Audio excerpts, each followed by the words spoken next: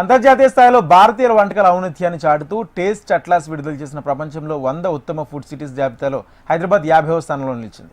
గౌరవం సాధించిన 6 భారతీయ నగరాల్లో ముంబై టాప్ 5 స్థానంలో ఉండగా అమృత్సర్కి 43వ స్థానం, ఢిల్లీకి 45వ స్థానం, కోల్కతాకు 71వ స్థానం, చెన్నైకి 75వ స్థానం దక్కింది.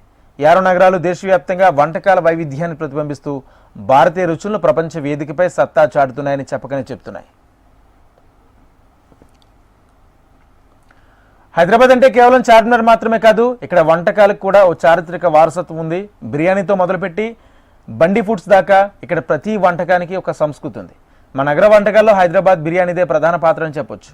ఇక్కడ ఫుడ్ వారసత్వం ఒకటే కాదు, హలీం, నిహారీ, పత్తర్ కా ఘోష్ వంటి రుచులు కూడా ఈ నగరపు బహుళ సంస్కృతి భవితవ్యాన్ని ప్రతిబింబించాయి.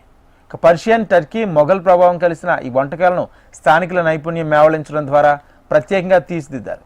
ఈ ఘనత నగర జీవనశైలిలో కీలకమైన విషయంగా చెప్పొచ్చు.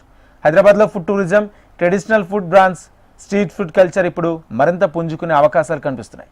స్థానికుల ప్రామాణికతతో పాటు కొత్త తరానికి అనుగుణంగా నగరంలో కొత్త పుట్టుకొస్తున్న కల్చర్ కెఫేలు, ట్రెండీ రెస్టారెంట్లు ఈ రుచుల పునర్జన్మకు వేదిక అవుతున్నాయి.